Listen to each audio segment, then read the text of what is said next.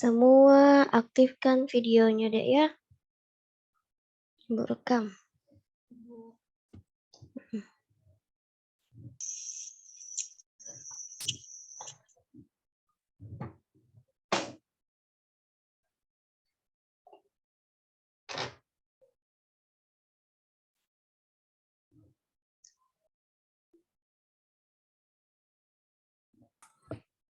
Oke.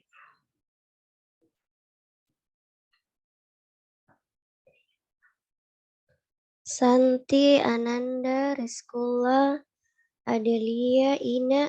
Yang lain inaktifkan videonya dek ya.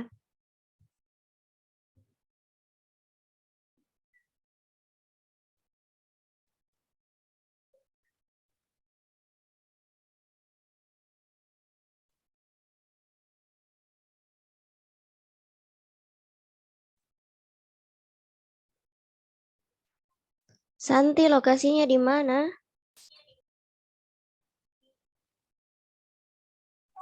Ada di toko, Ibu.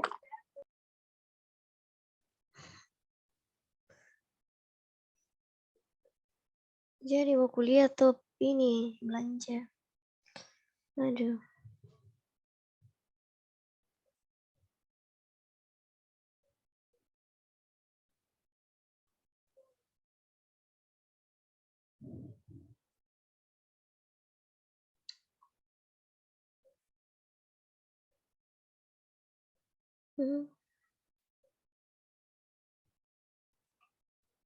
Oke.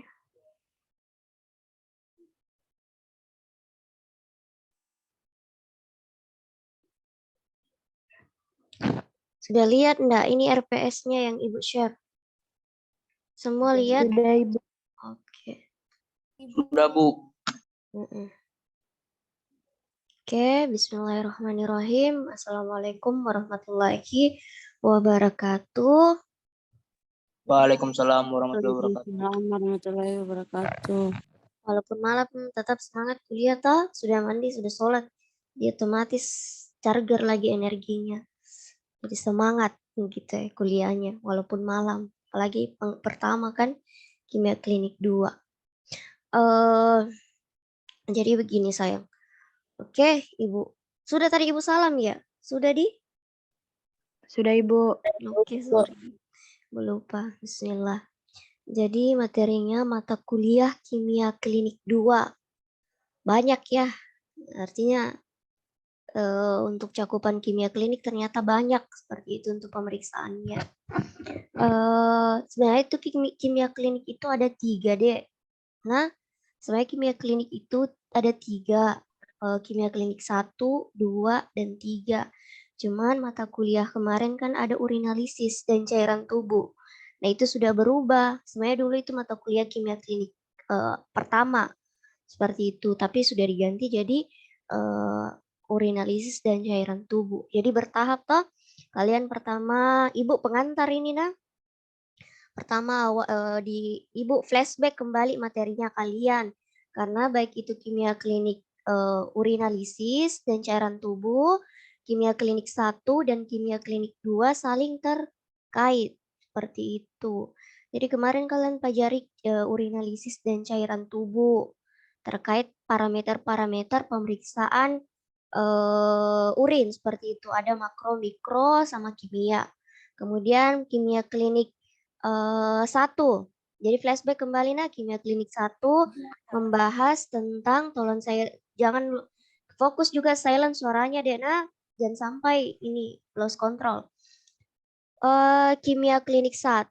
Ibu flashback kimia klinik 1 kalian bahas tentang metabolisme, pemeriksaan lipid, lipid, glukosa, karbohidrat dan protein seperti itu. Intinya seputar gangguan metabolisme makromolekul, entah itu karbohidrat, protein, lipid, kemudian ureum, kreatinin dan sebagainya seperti itu.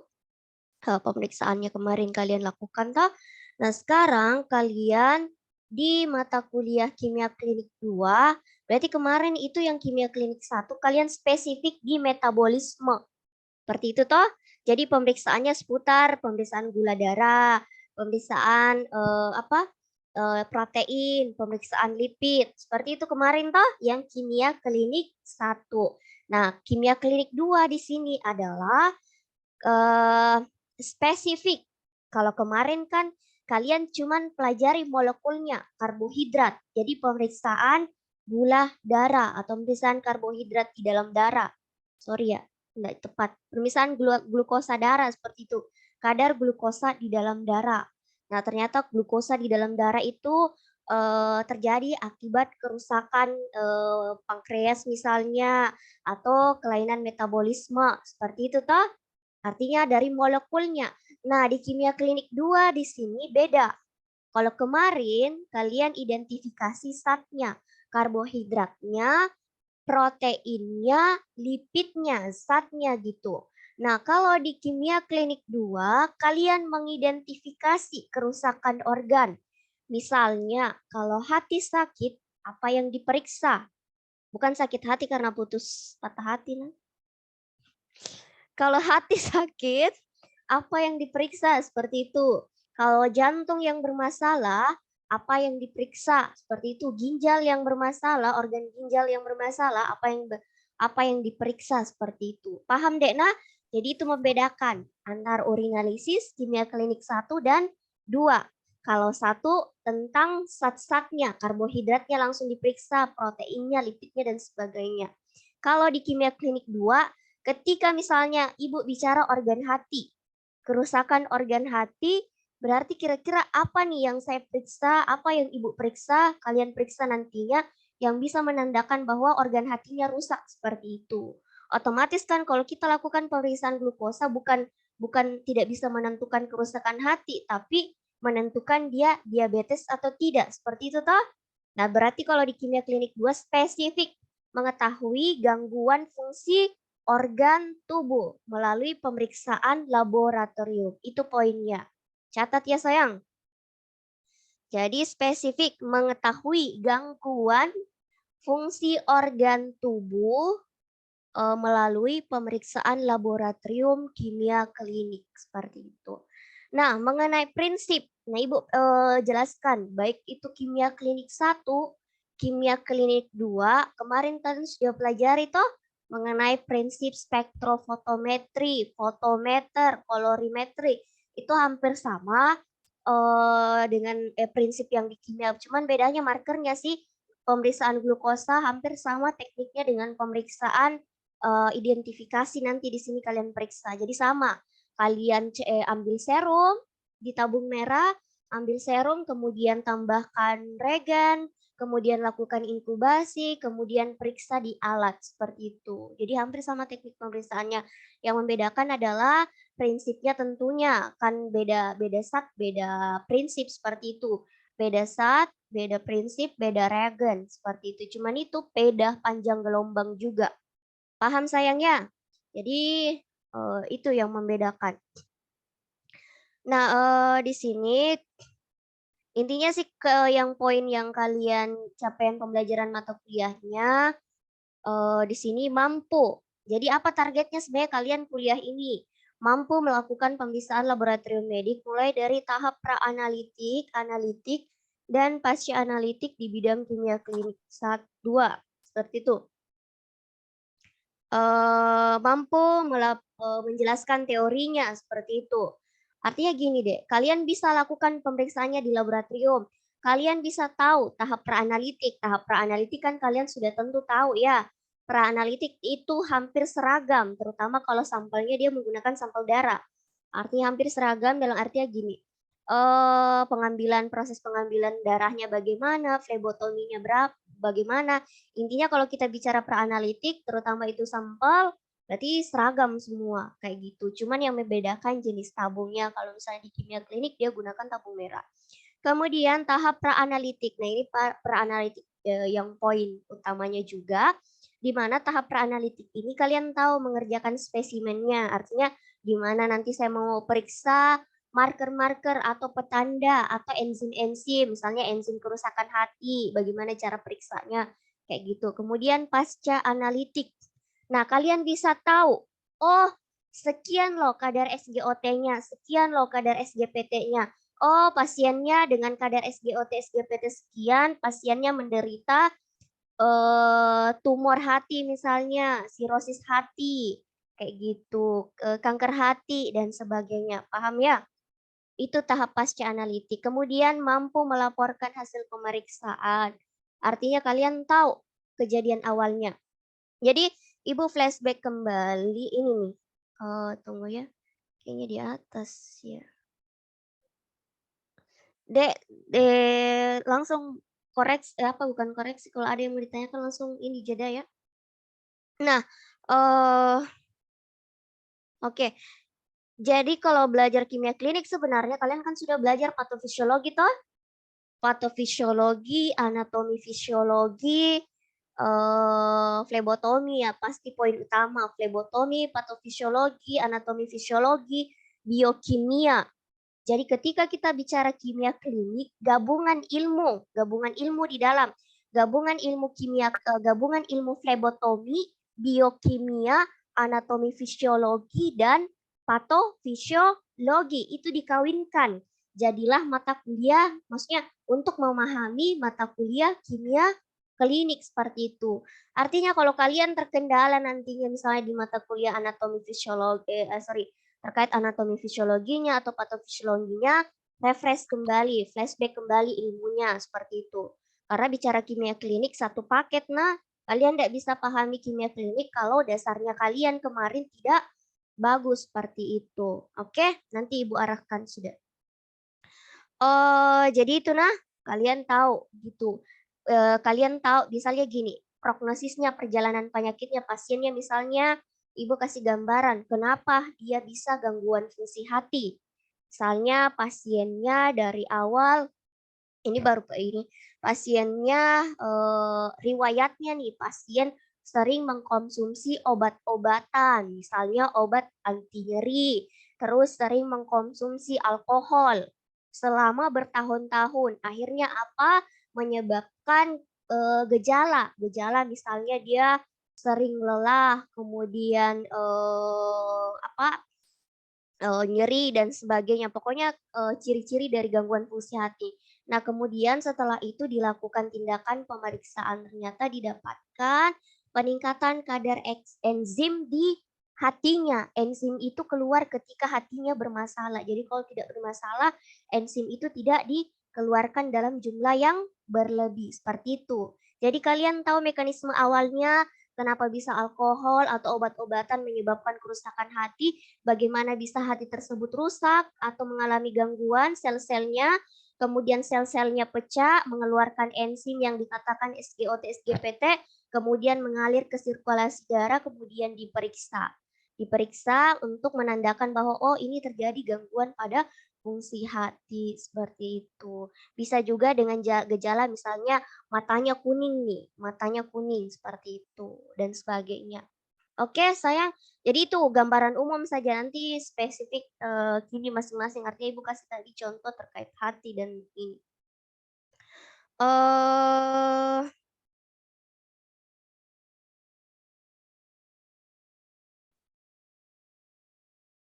Oke, tunggu ya. Ini itu tadi terkait pengantarnya. Jadi seputaran itu nanti materi yang kalian kuasai. Kemudian kemampuan akhirnya mampu menerangkan dan melakukan pemeriksaan terkait enzim-enzim pada pankreas. Kemudian terkait dengan gangguan fungsi jantung juga.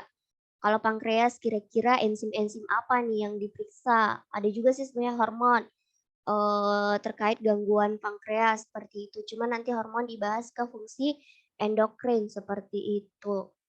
Kemudian kalau jantung bermasalah kira-kira apa yang diperiksakan, gimana caranya seperti itu zatnya bisa dideteksi. Kemudian ada fungsi endokrin. Bicara tentang fungsi endokrin berarti bicara tentang hormon. Kemarin kalian kalau nggak salah tahu tidak endokrin itu sehubungan dengan kalian kan ibu cubit nih, ibu cubit sakit toh. Kenapa kalian merasakan sakit? Karena ada kelistrikan, ada sistem saraf gitu. Jadi bagian yang disentuh misalnya di sini ada saraf yang menghubungkan hingga ke kepala seperti itu. Toh hingga ke kepala. Jadi ketika ibu cubit tangannya akan dirasakan. Kenapa? Karena sinyal-sinyal saraf itu membawa ke sistem saraf yang ada di kepala, seperti itu. Nah, seperti itu pun kalau hormon. Hormon itu hampir sama dengan kerjanya dengan sistem saraf.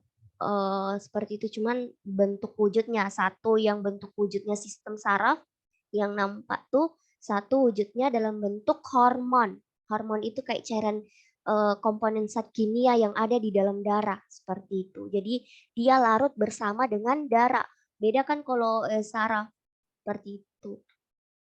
Kemudian mampu sudah keseimbangan cairan elektrolit, seperti itu.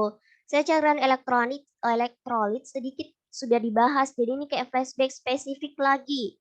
Kemarin kan sudah dibahas di cairan tubuh ya, urinalisis dan cairan tubuh. Kalau tidak salah ya, kemarin sudah sempat sedikit dibahas urinalisis dan cairan tubuh, seperti itu. Kemudian menjelaskan pengantar pemeriksaan analisis gas darah, kemudian jaminan mutu pemeriksaan kimia klinik. Jadi review kembali, kebetulan baru panas-panas nih kemarin kita kuliah jaminan mutu hari Senin ya. Jaminan mutu hari Selasa kemarin kita kuliah jaminan mutu pemeriksaan kimia klinik, seperti itu. Jadi masing-masing ini.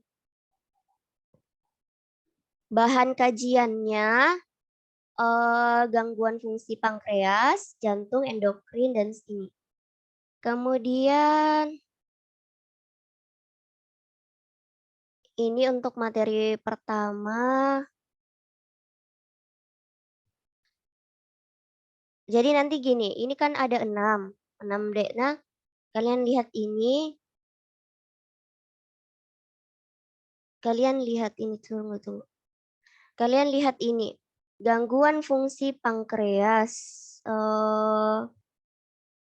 Ini kan ada 6 kali pertemuan, seperti itu. Jadi selebihnya nanti 6, berarti nanti sisanya itu praktikum, seperti itu. Nanti kalian praktikum. Jadi nanti kalian ini materi-materinya terkait spesifik spesifik materinya seperti ini. Tunggu ya.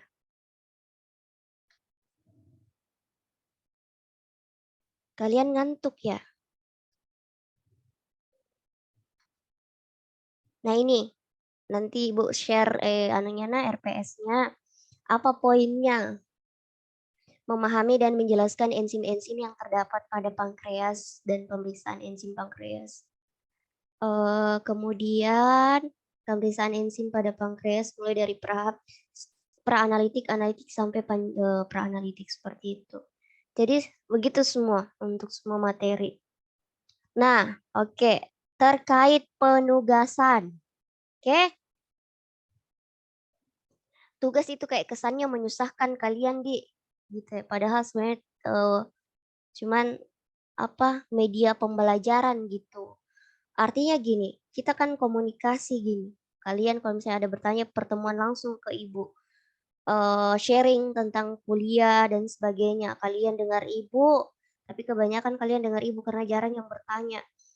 Terus untuk penugasan sendiri nanti Ibu bagi saja berdasarkan pembagian kelompok ya. Nanti mungkin ada sedikit kuis kayak tugas langsung dijawab begitu. Nanti Ibu kirim Google Form-nya untuk kuisnya. Dadakan kayak gitu. Jadi tugas nanti insya Allah selama mata kuliah ini ada 2. Tugas pertama kuis yang dadakan. Nah, soal kuisnya itu adalah apa yang Ibu jelaskan di sesi pertemuan kuliah. Seperti itu ya. Jadi kalian setiap kuliah simak baik-baik kuliahnya Ibu. Seperti itu kuisnya. Yang kedua tugas kelompok. Jadi ada 2 tugas selama kita pertemuan teori.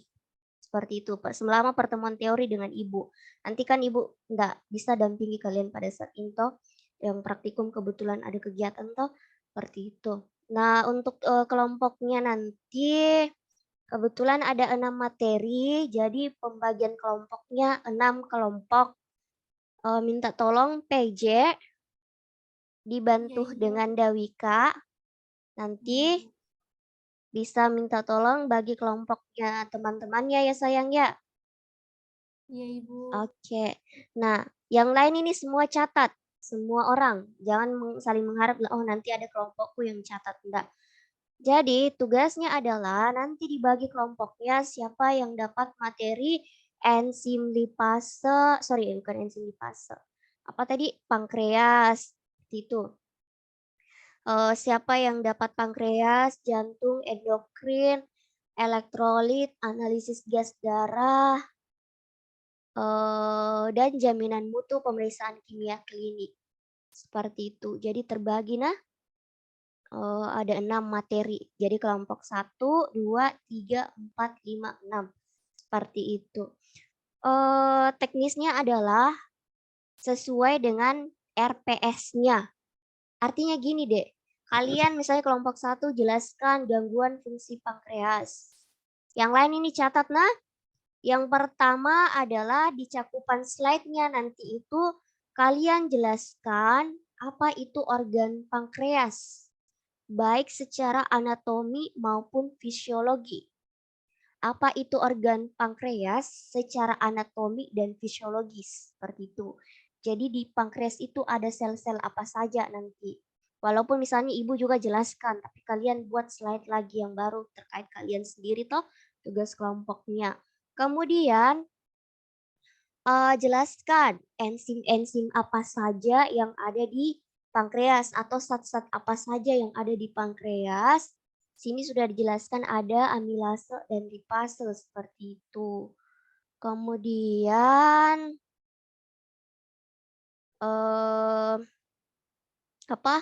pemeriksaannya mulai dari tahap pra-analitik, analitik, dan pasca-analitik. Begitu nah. Jadi semua. Jadi kalau untuk jantung, kalian jelaskan dulu itu organ jantung apa, terus kelainan-kelainan komponen-komponen atau marker atau petanda yang diperiksa ketika terjadi gangguan fungsi jantung. Kemudian pra-analitik, analitik dan pasca analitik pemeriksaan jantung. Seperti itu toh. Misalnya kalau untuk jantung rata-rata kayak markernya CKMB, CKBB, troponin, miosin, kayak gitu-gitu. Komponen markernya ada CRP, kemudian bisa juga pakai marker gangguan ini fungsi lipid seperti itu LDL, HDL gitu untuk jantung. Masuk juga sebagai marker pendukung. Jadi jelaskan semua. Kemudian tahap pra-analitik, analitik, dan pasca analitik pemeriksaan fungsi jantung seperti itu. Kemudian gangguan fungsi endokrin. Endokrin itu seputar hormon. Kalian jelaskan dulu organ yang mengatur tentang endokrin, sistem endokrin, kemudian fungsi-fungsinya, hormon-hormonnya, dan pemeriksaannya seperti itu.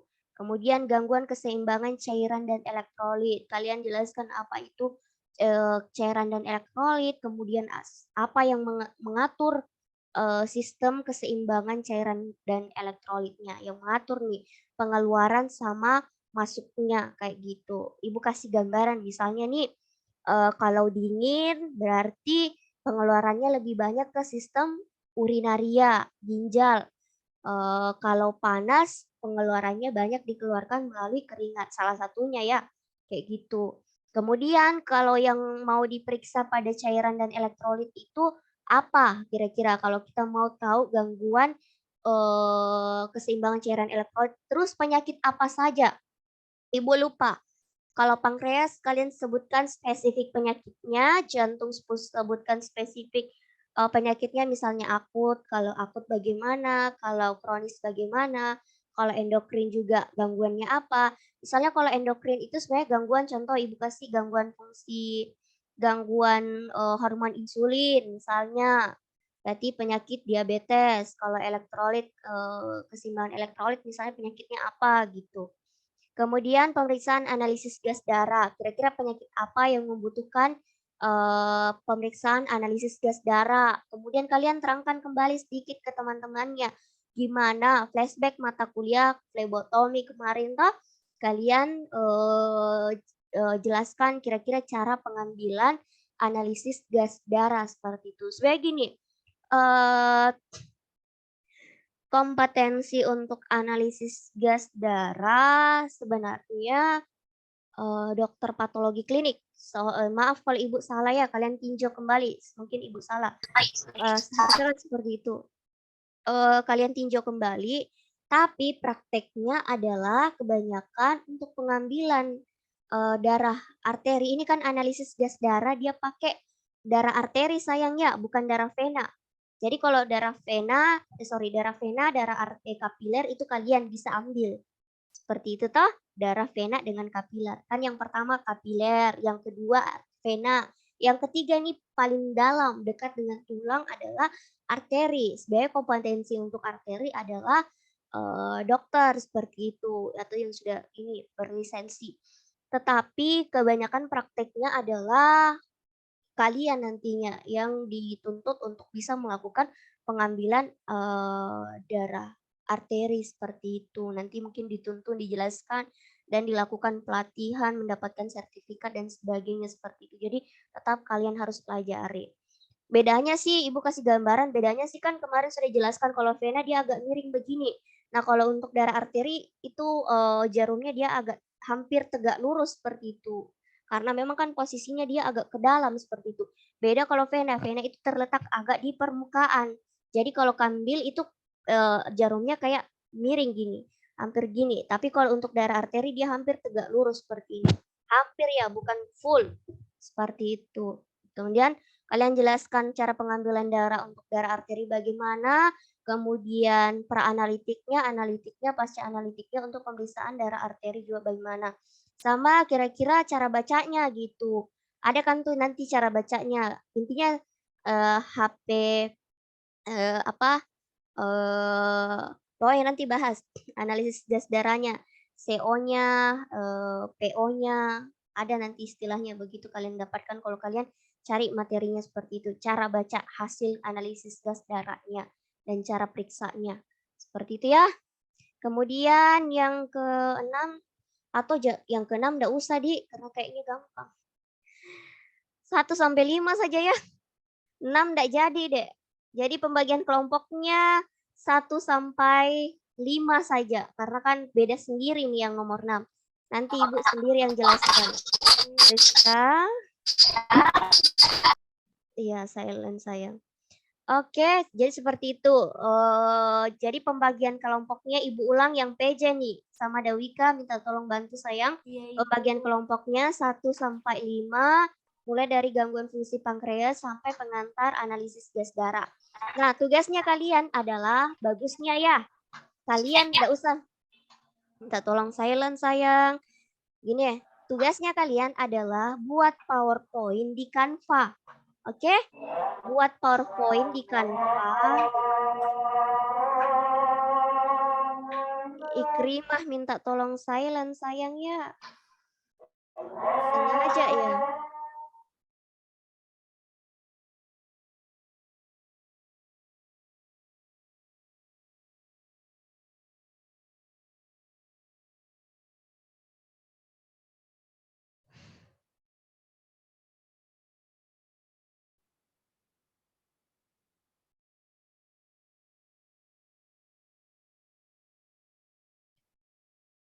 Oke, Ibu lanjut nah karena di sini tidak ini. Jadi semua nah kalian buat tugasnya di Canva, buat presentasinya di Canva. Nanti kalian masing-masing orang menjelaskan di Canva. Paham? Ibu kasih lihat tutorialnya nah.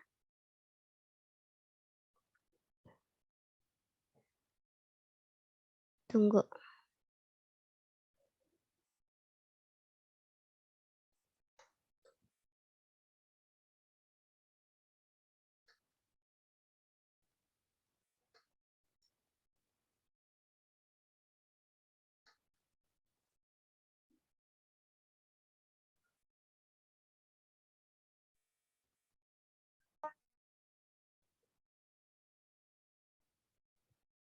Oke, sudah lihat? Sudah lihat ini, Dek? Canva? Sudah, Ibu. Oke. Sudah Ibu. Nanti tugasnya adalah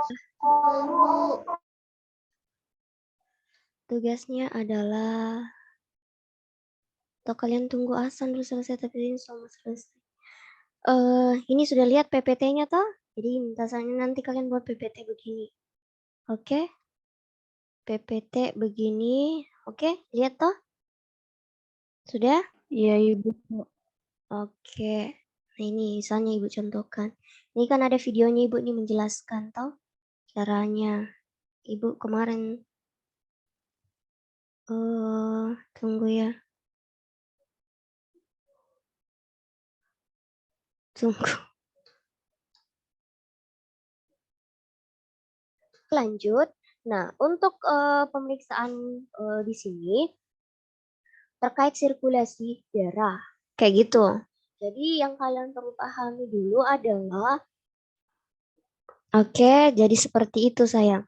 Caranya adalah kalian kan tahu nih, sudah tahu bikin dulu slide-nya, kemudian nanti videonya. Sebenarnya ini gampang sih, bisa kalian pelajari otodidak, bisa baik. Ini, buka video.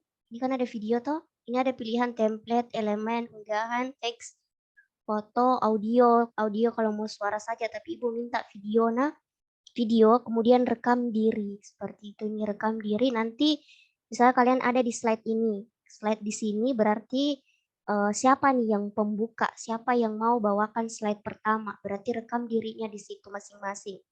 Kemudian slide kedua, misalnya siapa yang mau jelaskan di slide kedua, begitu. Misalnya pengantarnya, oke teman-teman, berikutnya yang menjelaskan slide pertama adalah teman kami, misalnya Dewi Kaswabandani, seperti itu toh. Misalnya, atau bisa juga Dewi Kaswabandani di pertama, kedua, dan berikutnya. Jangan satu orang, semua aktif berpartisipasi menjelaskan. Oke, paham? Jadi yang nanti kalian share di WA adalah link. Toh, kalian sudah buat, misalnya ini PPT-nya satu persatu. Oke, satu persatu PPT-nya kalian sudah buat seperti ini. Bagikan, lihat ini nah, bagikan. Kemudian ini ada nanti ini bagikan di, sorry. Ada nanti bagikan link dapat dilihat begitu. Ini kayaknya Ibu lupa edit ya. Ini salin tautan seperti itu. Salin tautan, salin tautannya, baru tautannya itu di copy. Misalnya Ibu salin tautannya ya. Kemudian Ibu copy paste begini. Semoga bisa terbuka ya. Oke, jadi nanti dia terbuka sendiri begini deh. Seperti itu. Jadi nanti kalian tinggal kirim link saja, Ibu periksa masing-masing. Temanmu juga bisa lihat presentasinya. Kirim linknya di WA. Jadi masing-masing personil kelompok, anggota kelompok itu ada videonya berpartisipasi di dalam. Terus Ibu arahkan cara membuatnya. Minta tolong dek, karena kalian kan tidak live. Jadi ada kesempatan manipulatif di sini. Toh, skenario lah ceritanya. Kalian kan tidak live toh, jadi tidak ada grogi. Kalian bisa acting sebaik mungkin untuk menjelaskan presentasinya toh.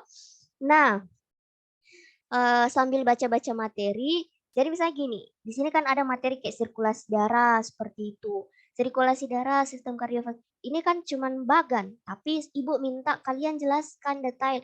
Jadi yang kalian tampilkan misalnya ini pankreas, organ pankreas, kalian detailkan gitu.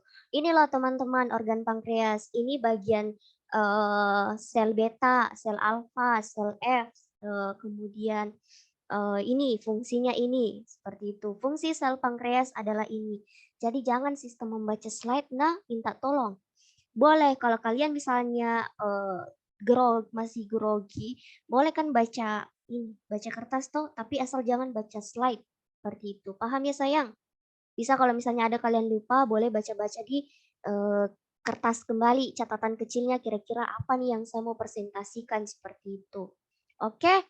Tapi jangan baca slide, minta tolong jangan baca slide. Kecuali mungkin sistem pemeriksaan, boleh baca slide karena kan bukan sistem ini. Kayak misalnya ada sedikit mungkin kalian jelaskan, teman-teman ini diinkubasi. Tujuannya diinkubasi adalah ini, seperti ini. Tunggu. Tujuannya diinkubasi adalah misalnya untuk membiarkan antara reagen dengan serumnya bereaksi membentuk reaksi seperti itu toh. Kayak gitu. Jangan cuma bilang inkubasi nomor 1 adalah diinkubasi setelah dipipet, dilakukan inkubasi selama 5 menit. Kemudian yang kedua reagennya dimasukkan ke alat, dimasukkan ke alat begitu. Tidak, tapi kalian jelaskan kenapa dilakukan inkubasi misalnya. Oke sayang, paham ya? Paham Ibu. Oke, Ibu lanjut ke anunya nah, ke ini kan sudah 1 menit, Ibu stop share. Ada yang tidak dipahami terkait tugasnya? Ibu pindah ke Zoom berikutnya. Ini sudah 1 menit. Ibu langsung stop end dan kalian buka sama Zoom yang sama, link sama gitu.